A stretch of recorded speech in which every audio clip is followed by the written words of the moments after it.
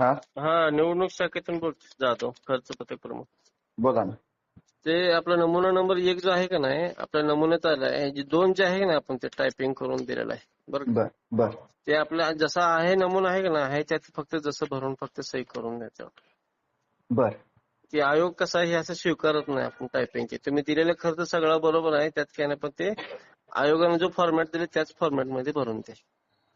बर. मग तुम्ही त्या 12 तारखेला मी सबमिट केलं, 9 तारखेला निकाल अहो लागला. कसं असतं माहिती आहे का, हा क्युऱ्या ह्या 45 दिवसात कधीही निघतात, आम्ही तुम्हाला कधीही बोलवू शकतो. काही क्युऱ्या निघतात, तुम्ही दिले म्हणजे असं सगळं बरोबर नसतं. काही बर. क्युऱ्या निघतात, आपण बोलवून ते बरोबर करून घेतो.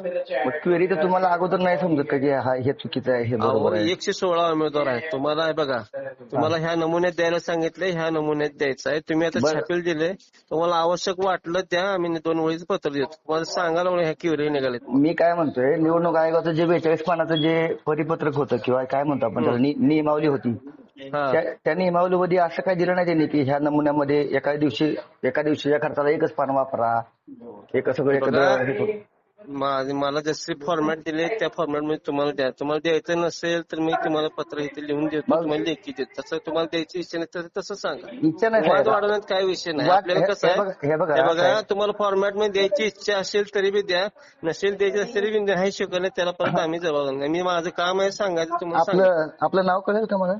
Sir Gurunath Jadhav sir.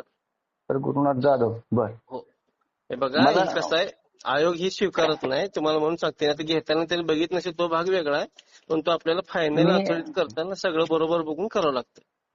आता मला सांगा, मी पुण्यामध्ये असतोय, माझं पुण्यामध्ये नोकरी चालू आहे पुण्यात, आणि मला तुम्ही जर तेवढ्यात कधीही या बघा, अजून 20 दिवसात तुम्ही कधी पण येऊन कोणाला जरी सांगितलं तरी सही नंतर 30 दिवसाच्या आत कधी दिली तरी चालते. फक्त थोडं फॉर्मॅट मध्ये भरून द्या.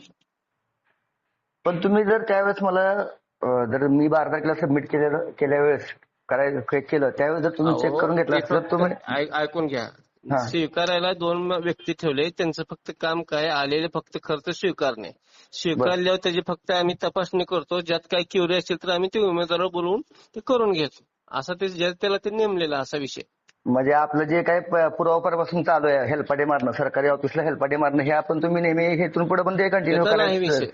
नाही हे नाही, बघा, कुठल्याही कामासाठी आपल्याला हेलपाटे मारणं कामाचा असतात. विषय नाही हो, तुम्ही त्याचा गैरसमज करून घेऊ नका. हे बघा, आता इथे झेडपी मेंबर वाघमारे बी आहेत, त्यांनी पण तसं त्यांनी दुरुस्त करून आणून दिले.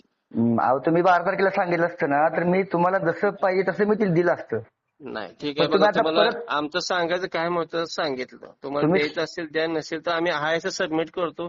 त्यांनी घेतलं तर नाही घेतलं तर काय विषय नाही. तुम्ही स्वीकार करताना स्वीकारताय, बरोबर घेताय त्याचं सगळं. नाही आणि बघा, स्वीकारलं म्हणजे असं नसते हो. तुम्ही कसं ते चुकीचं बोलताय सर, असं नाही बोला. हे बघा, तुम्हाला मी मगाच स्पष्ट सांगितले, 2 व्यक्ती आमची फक्त इनवर्ड आउटवर्ड फक्त आलेले पोच देणे, आणि ती हा. त्यात काय क्युरी असेल ते आम्ही फायनल काय असेल ते उमेदवाराला बोलवून जी काय चुकलं असेल ती दुरुस्ती करून आपण म्हणजे फायनल आयोगाकडे पाठवतो.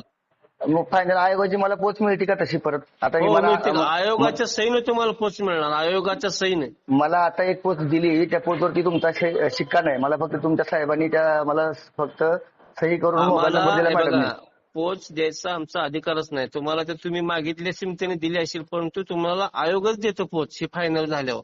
ते नंबर 4 आहे का नाही, हा त्या आयोगाचा ते वाक्यापो मॅडम आहे, हा. त्यांच्या सहीनेशी फायनल तुम्हाला पोच मिळते. बरं, आता त्याच्यामध्ये मला अजून एक त्याची नमुना 2 दिलाय. त्या नमुना 2 मध्ये काय लिहिलंय की निवडणुकीच्या निकालानंतर 30 दिवसाच्या आतमध्ये ते जमा खर्च हो, द्यायचा आहे मला, बरोबर? तेवढ्यासाठीच तेवढं देतात की बाबा क्युरी निघला तर आपल्याला त्या दुरुस्त करण्यासाठी 30 दिवस दिले. बाबा तुम्ही सादर केलं, ह्यात काही क्युरी असेल तर आपण ते बोलून कमी जास्त हे करून घेतो. आणि मग तुम्ही रोजच्या रोज निवडणूक चालू असताना रोजच्या रोज तुम्ही पण मला मागताय की रोजच्या रोज पण तुम्ही द्यायला पाहिजे होतं म्हणताय तुम्ही. मी नाही, रोजच्या रोज मागितलेच नाही, कारण ह्या त्या वेळेस दिवशी निवडणुकीचा आयोगच आहे. 30 दिवसाच्यात कधी द्या, रोजच्या रोज काही विषयच नाही. निवडणूक आयोग तुमचा गोंधळलेला आहे हो सगळा साहेब.